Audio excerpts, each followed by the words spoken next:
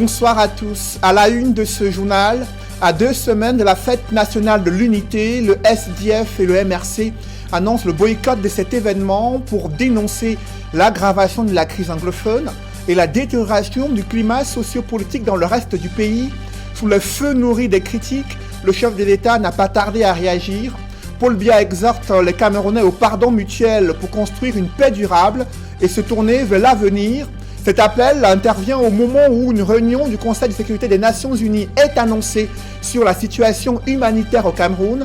Et vous suivrez dans ce journal les assurances du gouvernement camerounais sur sa maîtrise de la situation sécuritaire et humanitaire dans les régions anglophones, des arguments qui peinent à convaincre les Nations Unies. Nous en parlerons dans ce journal. Et la famille des artistes musiciens en deuil, le célèbre artiste Axel Mouna est décédé ce jour après une courte maladie. Vous suivrez dans ce journal la nostalgie des Camerounais concernant cet artiste musicien Axel Mouna, auteur de sa célèbre musique Juventus. Nous en parlerons dans ce journal.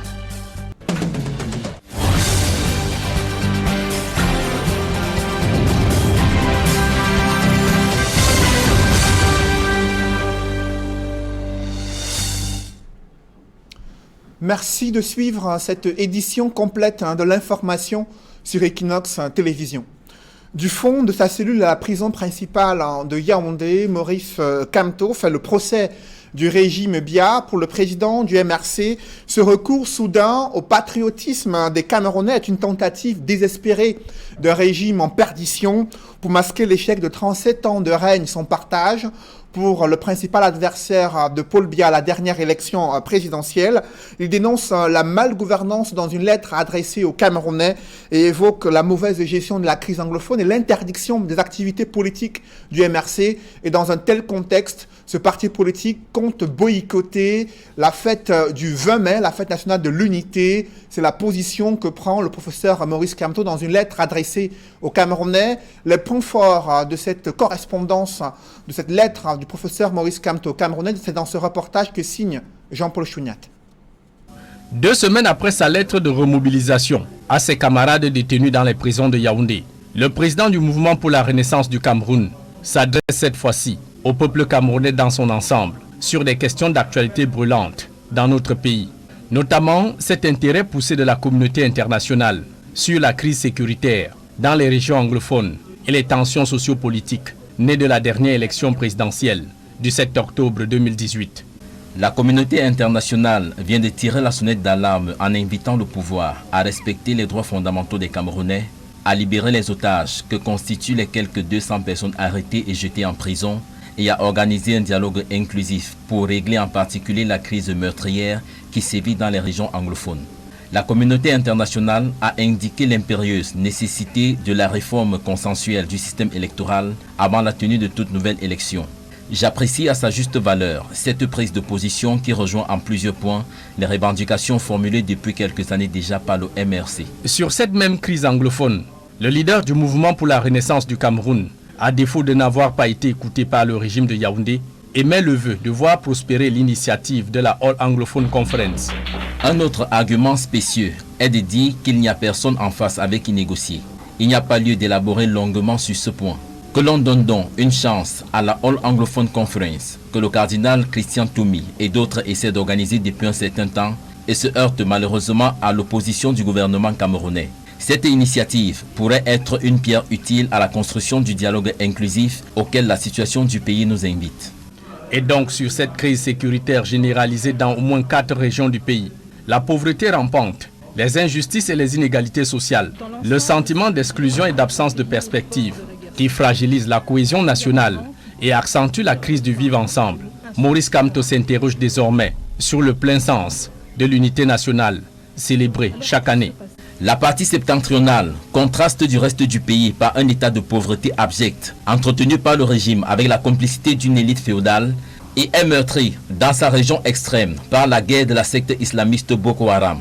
Et je passe l'insécurité endémique dans les régions de l'Adamawa et de l'Est, et des débordements de la guerre dans le nord-ouest et du sud-ouest, dans les régions francophones de l'ouest et du littoral. Quelle unité fêtera-t-on donc le 20 mai prochain? Deuxième préoccupation du patron du MRC au Camerounais, les résultats de la présidentielle du 7 octobre 2018. Le candidat arrivé deuxième à ce scrutin selon Elekam et le Conseil constitutionnel conteste toujours le verdict donnant vainqueur le candidat Paul Biya du RDPC. Nous avons démontré à suffisance devant l'audit conseil, sur la base des prétendus PV d'Elekam, qui seuls font foi, toutes les irrégularités qui entachaient les résultats consolidés par la Commission nationale des recensements des votes. Je rappelle que le total des résultats des 8 candidats en valeur relative était supérieur à 100%. Pour revendiquer sa victoire à cette élection, Maurice Kamto dit tenir tous les procès-verbaux, le donnant vainqueur. Je réitère que nous sommes prêts à présenter nos PV à tout moment dans le cadre d'un recomptage des votes.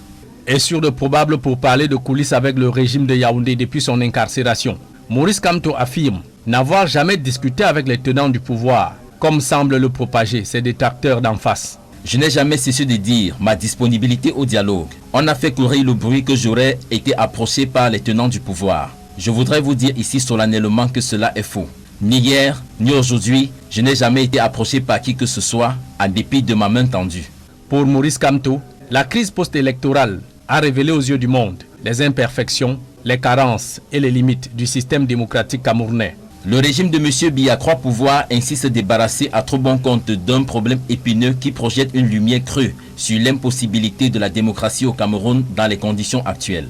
Ce régime croit que la prison peut tout régler. Or, même la mort ne peut tout régler. On n'enferme pas l'esprit. Un des points plus que saillants de sa lettre aux Camerounais, l'interdiction administrative qui prive le parti de Maurice Kamto de toute activité sociopolitique à l'approche d'importantes échéances électorales à l'horizon. Le ministre de l'administration territoriale a interdit formellement et informellement toutes ses activités à travers le pays, notamment les réunions et manifestations publiques dûment déclarées conformément à la loi, les inscriptions massives de nouveaux adhérents au siège national et aux sièges locaux du parti. Et pour cette goutte d'eau qui fait déborder le vase, le MRC annonce le boycott de la marche de l'unité à travers le pays pour marquer sa désapprobation sur les manœuvres du pouvoir de diaboliser le parti de Maurice Kamto. En raison de cette interdiction, de faits qui frappent notre parti, mais aussi du sang qui continue de couler inutilement dans les régions anglophones du nord-ouest et du sud-ouest, en dépit des cris de détresse des populations civiles et des appels unanimes au dialogue, j'annonce que le MRC ne prendra pas part à la mise en scène du 20 mai. Sur l'appel au sursaut patriotique de Paul Biya au Camerounais, Maurice Kamto, depuis sa cellule, s'étonne sur l'intense activité du chef de l'État Paul Biya sur les réseaux sociaux ces derniers mois. Le recours soudain de M. Biya au patriotisme des Camerounais est une tentative désespérée d'un régime en perdition qui tente de rejeter ses échecs sur les partenaires extérieurs de notre pays. Nationalisme étriqué, raciste et xénophobe, voilà où l'on veut nous amener, nos peuples ouverts et accueillants. C'est une vieille ficelle des dictatures en déroute que de chauffer le sentiment nationaliste. Dans cette narration épistolaire de 10 pages, Maurice Kamto déplore aussi que les droits fondamentaux des militants du MRC soient bafoués au motif d'avoir osé marcher contre les maux états qui caractérisent nos gouvernants. Voici donc plus de 3 mois que nous sommes emprisonnés illégalement pour avoir manifesté de manière absolument pacifique pour dénoncer le refus par le gouvernement de faire la paix dans les régions anglophones du nord-ouest et du sud-ouest, le non-respect du choix de la majorité des électeurs camerounais lors du scrutin présidentiel du 7 octobre 2018 et l'inaction du pouvoir face au pillage de la fortune publique dans le cadre de la préparation de la Coupe d'Afrique des Nations 2019, dont l'organisation a finalement été retirée au Cameroun au grand déshonneur national. Dans l'espoir d'arriver à un pays de liberté, de justice et de progrès partagés, cette lutte acharnée, indique Maurice Kamto, n'est pas le combat d'un individu, ni d'une ethnie, ni d'une région, ni des anglophones, ni des francophones, mais c'est la lutte d'un peuple contre l'enténèbrement de son pays, conclut Maurice Kamto du fond de sa cellule à la prison principale de Yaoundé en date du 28 avril 2019. Et le SDF compte lui aussi boycotter cette fête nationale de l'unité. Dans un communiqué signé du premier vice-président du SDF, ce parti politique dit avoir pris cette décision pour témoigner leur sympathie envers les Camerounais qui vivent dans la guerre civile dans les régions anglophones et ceux qui souffrent de la grave insécurité dans les autres parties du Cameroun. Un côté du visage ne peut pas sourire pendant que l'autre côté pleure, s'exprime ainsi le premier vice-président du SDF dans ce communiqué. Tant que cette guerre dans les régions anglophones perdure, le SDF ne compte pas prendre part à la fête nationale de l'unité sur l'ensemble du territoire national. Communiqué signé de Joshua aussi, premier vice-président du SDF. Ce communiqué intervient au moment où la société civile, elle aussi, compte boycotter cette fête nationale de l'unité. Pourtant, le RDPC estime que c'est l'un des moments pour appeler les Camerounais à soutenir le vivre ensemble et à s'opposer à ces voix dissidentes qui tentent de déstabiliser le pays. Regard croisé dans ce reportage que signent Warren Zede et Kediara. Alors que la fête de l'unité approche à grands pas, au sein de certaines formations politiques, l'heure est au boycott. C'est le cas du Mouvement pour la Renaissance du Cameroun qui, dans une lettre rendue publique le 2 mai dernier et signée du secrétaire général adjoint Noah Roger Justin, annonce qu'aucun de ses militants ne prendra part au défilé du 20 mai à cause d'une part de la situation d'insécurité vécue dans les zones anglophones qui continue de causer des morts sans que le gouvernement ne s'en émeuve, et de l'autre, de nombreux militants du parti, parmi lesquels son président, toujours détenu à la prison centrale de Yaoundé, malgré les nombreux appels à leur libération lancés de toutes parts. Un avis que partagent certains partis politiques de l'opposition et membres de la société civile. L'heure n'est pas à la réjouissance. On a nos compatriotes anglophones qui sont dans les forêts, dans la brousse. Il y a une guerre à l'extrême nord, il y a de l'instabilité à l'est. Il serait plus judicieux qu'on arrête la guerre, qu'on se regarde en face, qu'on dialogue, qu'on se parle, au lieu de se réjouir. Je ne sais pas sincèrement pourquoi on parle d'unité à un moment donné où on est précisément désunis. Pour eux, le 20 mai de cette année, à l'ombre de toute festivité pompeuse, devrait être l'occasion de s'interroger sur le vivre ensemble, l'unité nationale. En ce moment, nous avons près de 500 prisonniers anglophones. Nous avons 200 prisonniers du MRC. Et lorsque vous parcourez les réseaux sociaux, vous parcourez la situation nationale, on n'est pas dans un véritable vivre ensemble lorsque des gens sont totalement pris en charge médicalement en Europe et qu'ici, on peine pour avoir du paracetamol qui coûte 100 francs. Je ne pense pas qu'on ne peut pas vivre ensemble. Et c'est pour ça qu'on aurait mieux fait d'engager le 20 mai un débat sur vivre ensemble, sur l'unité, sur la forme de l'État qui fait débat. Et au lieu de se réjouir, de fêter et se retrouver le soir au palais pour manger et boire. Un point de vue que partagent également certains cadres du parti au pouvoir, à l'exemple de Robert Mouti-Ambassa. L'unité vient de quoi?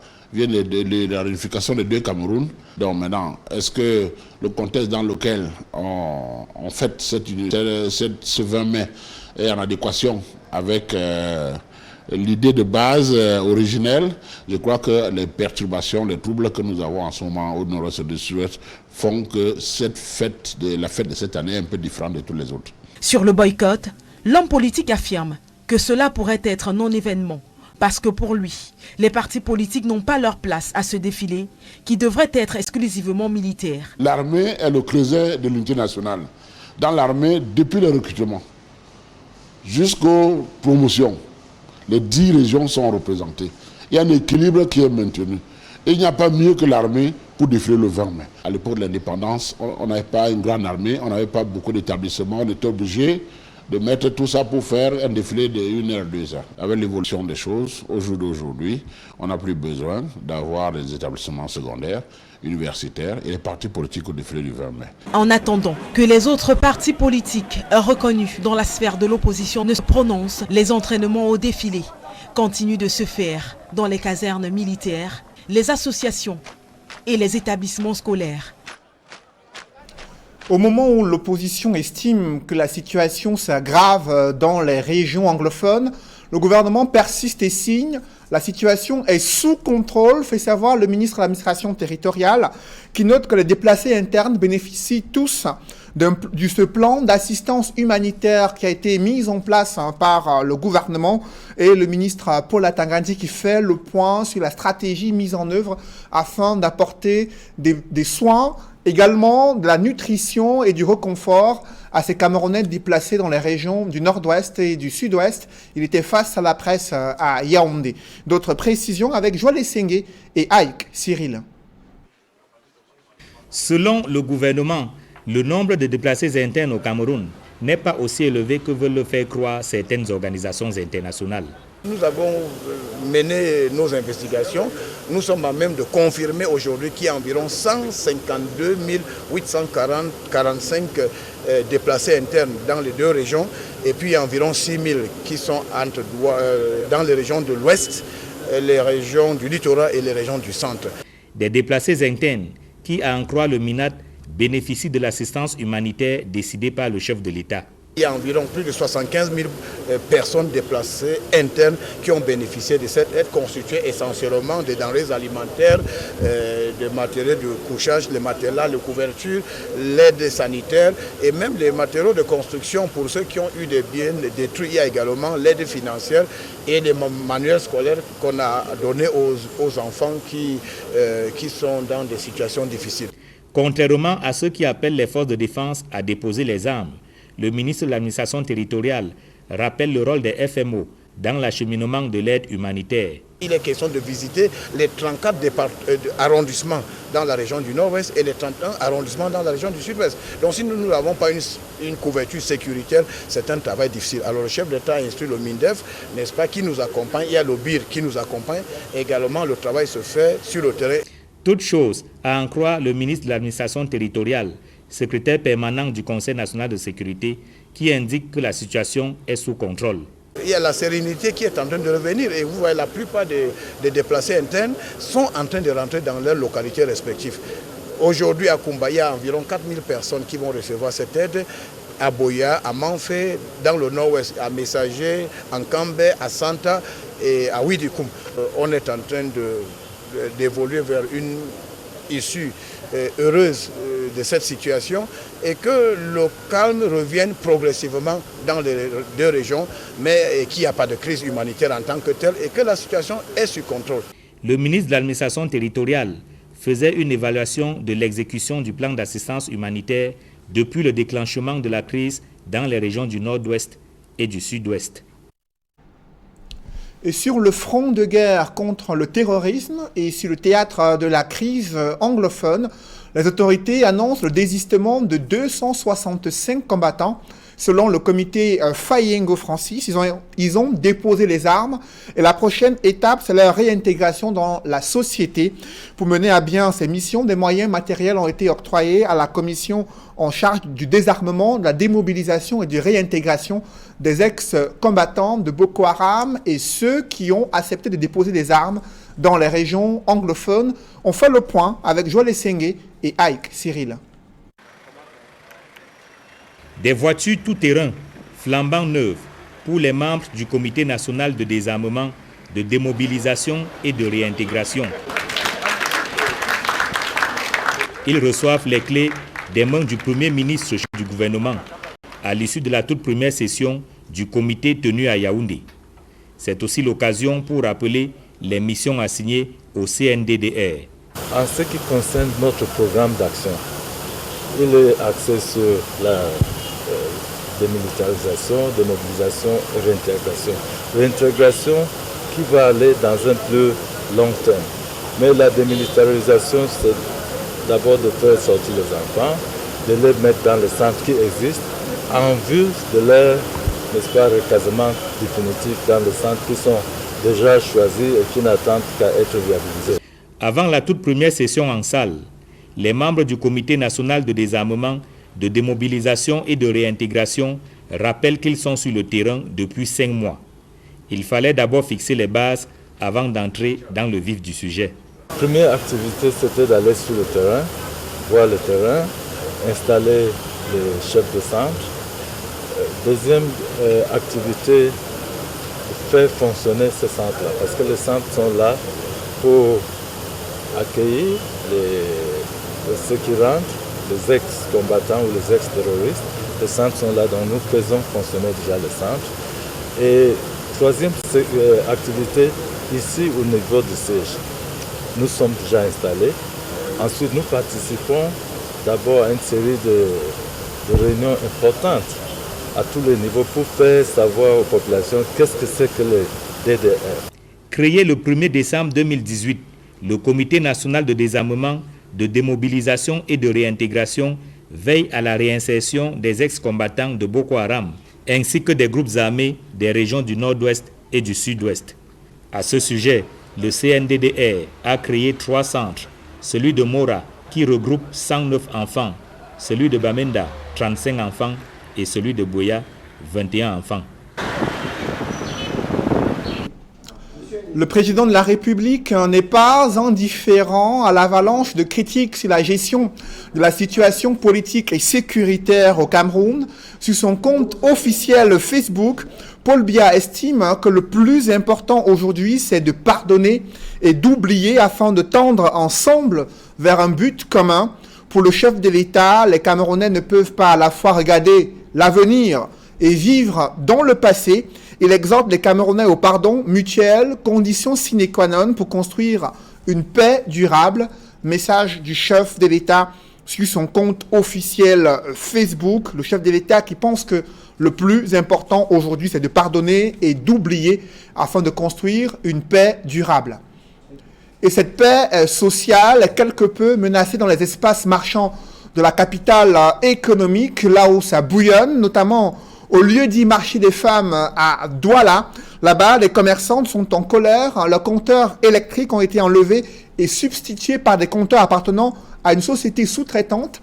Et les prix pour pouvoir obtenir ces 10 compteurs sont exorbitants selon ces commerçantes. Elles ont décrié cette méthode de gestion dans cet espace marchand. Du coup, cela a créé une grogne sociale. D'autres précisions avec Xavier Foucault et Dallas Chana. En plein jour, l'obscurité bat son plein au marché des femmes de Douala. Celle qu'elle se dit présidente du marché, elle est venue enlever tous nos compteurs. Hier dimanche, à partir de 14h, il y a un groupe de personnes qui sont venues ici au marché et ils nous ont retiré tous les compteurs. Ils ont fini le travail presque à 21h.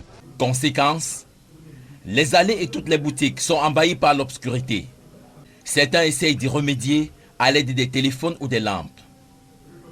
L'impact sur leur activité est direct. On a un grand manque à gagner.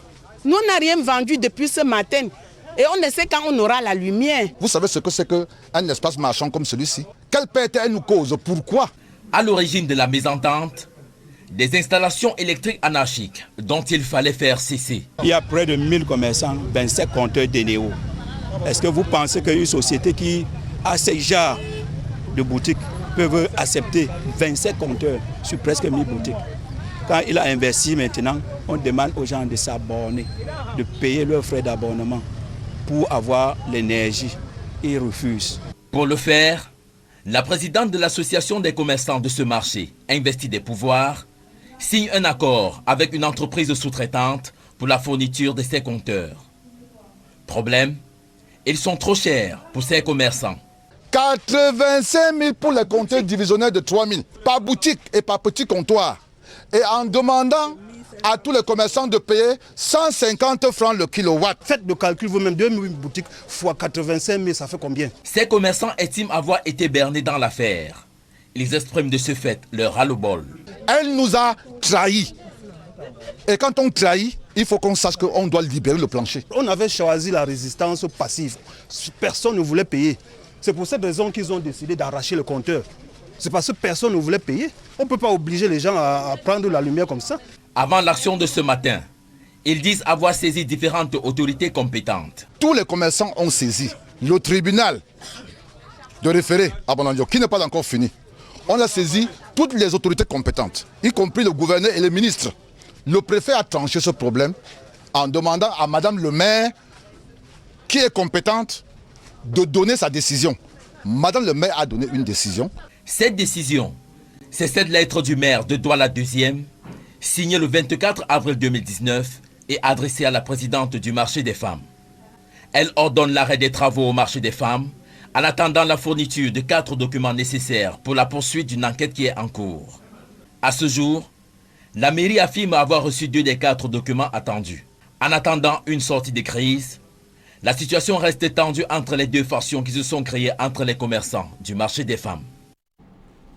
Et après cette journée électrique de lundi, la tension est montée d'un cran. Ce mardi, les commerçants, au lieu du marché des femmes, ont gardé leurs boutiques et autres magasins fermés pour protester contre le silence des autorités administratives concernant leur situation. Une réunion des crises a été organisée sous l'égide du sous-préfet de Douala. Deuxième, d'autres précisions avec Xavier Foka et Dallas Tiana. Ambiance inhabituelle ce mardi matin au marché des femmes de Douala.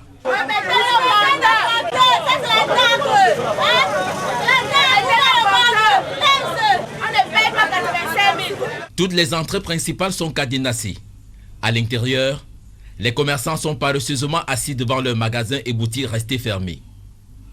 Les commerçantes elles-mêmes, munies de pancartes, ont barricadé une entrée et empêchent aux personnes d'accéder au magasin. On a fermé la porte parce qu'on nous a demandé de payer 85 000. On nous met le compteur divisionnel là-bas, on paye 85 000. Le compteur divisionnel qui ne peut pas supporter ni le ventilateur, ni la clim. Et un dimanche, dans la nuit, on vient retirer les compteurs Néo. On ne sait pas pourquoi ils ont retiré. On est là pour demander le pourquoi ils ont retiré. Qui remettent les compteurs, ils remettent la lumière. Depuis 3 jours, on est dans le noir. Et ce n'est pas normal. C'est la raison qu'on a bloqué ce portail-là. Devant les boutiques dont les propriétaires ont réussi à ouvrir, des policiers sont postés à titre dissuasif. À l'extérieur, d'autres hommes en tenue assistent de façon passive afin d'empêcher tout débordement, même si la tension reste très vive. Les commerçants sont décidés à maintenir le mouvement jusqu'à obtenir gain de cause. On met la lumière. On veut la lumière tout juste. On remet le compteur tout juste, c'est ça qu'on veut. Et le sous-préfet était là, il dit qu'on attend. Quand on attend, il vient. Il parle aujourd'hui, le premier vient nous dire. Pour décrisper l'atmosphère et arriver à une solution, les différentes parties, inclus le distributeur d'énergie électrique, se retrouvent autour de la table des discussions sous la médiation du sous-préfet de Douala 2e qui tient d'abord à clarifier la situation. Il s'agit d'un projet d'assainissement de la distribution de l'énergie dans ce marché et comme dans d'autres marchés de la ville de Douala qui résulte d'une instruction gouvernementale compte tenu des incendies que nous avons connus à répétition dans certains marchés. Mais le problème qui se pose ici au niveau du marché des femmes, c'est qu'il y a une convention entre Néo et une association et que cette association n'a pas suffisamment communiqué avec des commerçants pour qu'ils sachent exactement de quoi il était question en ce qui concerne les modalités d'installation des nouveaux compteurs, des transformateurs et évidemment des contributions que chacun devrait donc payer pour résoudre ces problèmes qu'ils ont eu à créer. Au sortir des assises, des résolutions sont prises. Nous avons donc tenu une séance de travail avec les responsables de l'association et l'autre faction qui était en colère. Et finalement, nous sommes arrivés à une conclusion. Premièrement, il y aura des compteurs divisionnaires pour tout le monde. Et deuxièmement, les taux qui seront payés seront des taux Néo. Il n'y aura pas d'augmentation des frais au niveau du taux à payer. Dernier point reporté, la somme à débourser par chaque commerçant pour les compteurs divisionnaires. Tous les commerçants devront payer pour rembourser la dette que l'association a contractée. Mais c'est à ce niveau qu'on n'arrivait pas à fixer le montant parce que le montant de 85 000 francs a été jugé très, très élevé. Et nous avons donc décidé que nous allons prendre le fichier réel des commerçants parce que certains parlent de 5 000 boutiques, d'autres de 800 boutiques. Vous voyez que l'écart est très énorme. Demain donc, ils reviendront ici avec le fichier exact des boutiques. Et nous allons donc sur la base de ce fichier faire un ratio que nous allons donc faire payer pour que ce soit quand même un taux qui soit supportable par les commerçants. Ces résolutions satisfont les contestataires qui sont tout de même déterminés à garder les boutiques fermées jusqu'à la dernière résolution qui concerne la somme à payer par chaque commerçant pour le compteur divisionnaire. Et vous l'avez observé, les marchés dans la ville de Douala sont également le théâtre du désordre urbain et sont perçus comme une potentielle source potentielle menace sécuritaire. Et pour lutter contre ce fléau, les forces de sécurité s'approprient la problématique de lutte contre le désordre urbain. Un séminaire atelier se tient depuis ce matin à Douala sous l'égide de l'école internationale des forces de sécurité. Le thème de cette rencontre porte sur les défis sécuritaires, également et dans le cadre de la lutte contre le désordre urbain. Les collectivités territoriales décentralisées, autorités administratives, syndicats des transports, forces du maintien de l'ordre sont en train de réfléchir sur la stratégie visant à lutter contre le désordre urbain et pouvoir relever les défis sécuritaires dans les principales villes du Cameroun.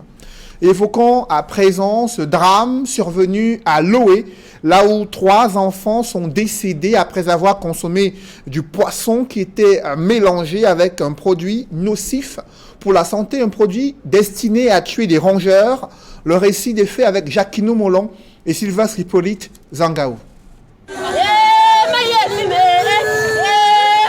Cette habitante de la ville de Loé, dans le département du Mungo, vient de perdre son unique enfant, ainsi que ses 2 neveux.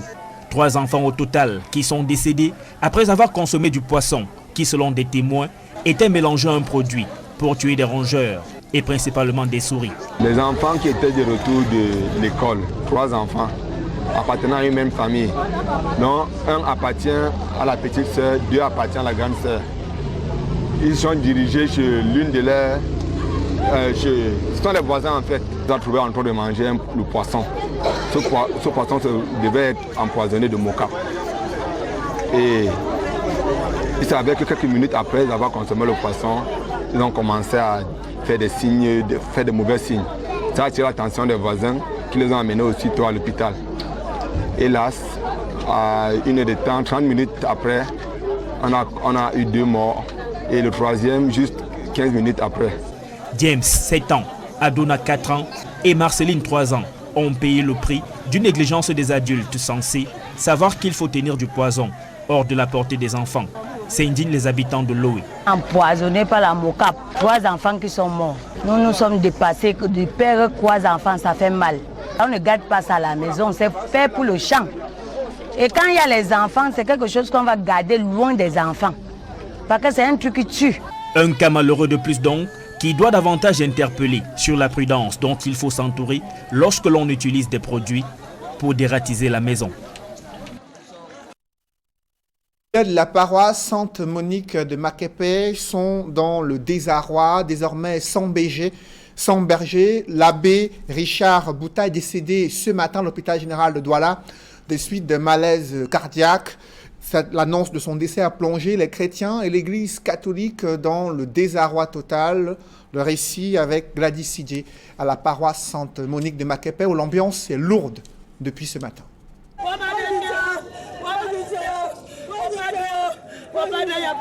Des pleurs au sein de la paroisse Sainte-Monique de Makepe.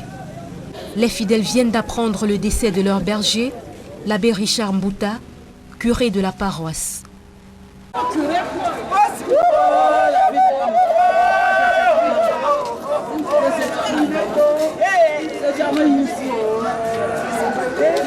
Les chrétiens et les proches de l'abbé Richard ont eu des sueurs froides la veille lorsque le père a fait un malaise.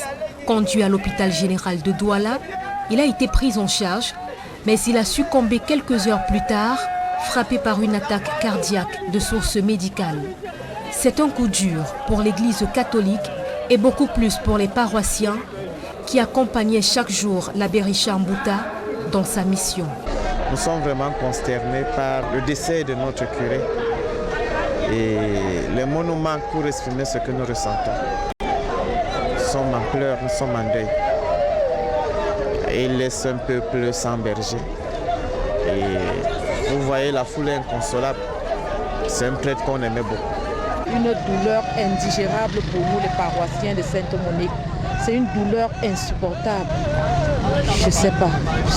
Par voie de communiqué, l'archidiocèse de Douala a annoncé officiellement le décès de l'abbé Richard Mbouta, curé de la paroisse Sainte-Monique de Makepe, vicaire épiscopal de la zone pastorale Vouri 4, aumônier de l'apostolat des laïcs et aumônier diocésain du renouveau charismatique. Au sein de la paroisse Sainte-Monique de Makepe, L'heure est au recueillement et aux hommages en la mémoire de l'illustre disparu. Un autre décès qui attriste les Camerounais et la famille des artistes musiciens. Le célèbre chanteur de Makossa, Axel Mouna, décédé ce mardi à l'hôpital La Quintini de Douala. Les Camerounais d'une certaine génération n'ont pas oublié ces tubes sortis dans les années 80. Axel Mouna, célèbre chanteur de Makossa, décédé ce mardi à l'hôpital La Quintini de Douala. Un décès qui plonge la famille des artistes musiciens dans la tristesse et le désarroi total.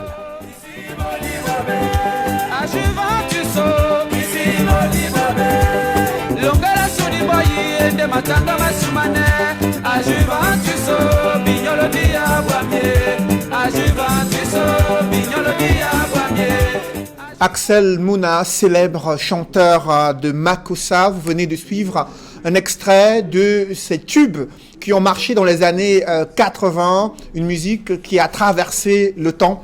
L'artiste aujourd'hui qui est décédé de suite d'une courte maladie. Mesdames, messieurs, c'est la fin de ce journal. Merci de l'avoir suivi. Juste après cette édition de 20h, retrouvez Serge Alain Autou et ses invités pour le débrief du journal sur le plateau d'Equinox Soir. Serge Alain. Le Social Democratic Front et le Mouvement pour la Renaissance du Cameroun ne participeront pas au défilé du 20 mai, 47e édition. Il dénonce l'aggravation de la crise anglophone, l'indifférence du gouvernement face à l'enlisement d'une situation politique et la détérioration d'une situation sécuritaire dans ces régions du nord-ouest et du sud-est, mais aussi dans le reste du pays. Ils souhaitent témoigner leur solidarité à l'endroit de ces Camerounais qui vivent, selon leurs propres mots, une guerre civile, mais également qui sont confrontés à une grave insécurité dans le reste du pays. Paul Biya, présent sur toutes les plateformes des réseaux sociaux depuis le 22 avril dernier, aujourd'hui il parle d'un pardon mutuel. Le chef de l'État qui estime que les Camerounais doivent pardonner entre eux pour se tourner vers l'avenir et non avoir le regard dans le passé. Le chef de l'État qui pense que c'est la condition sine qua non pour construire une paix durable, le pardon mutuel qui, selon lui, est plus important aujourd'hui en ce moment où le Cameroun traverse des multiples crises anglophones, défis sécuritaires et crises économiques. Pour le chef de l'État, il faut pardonner, se tourner vers l'avenir et construire une paix durable pour les Camerounais. Voilà, c'est donc l'essentiel. Equinox Soir, deuxième partie. Madame, monsieur, bonne soirée à vous, Cédric. Bonne soirée à vous, Serge Alain. Rendez-vous demain 20h. Rendez-vous demain 20h. Madame, monsieur, dans un instant, la suite Equinox Soir, toujours en compagnie de nos 4 invités.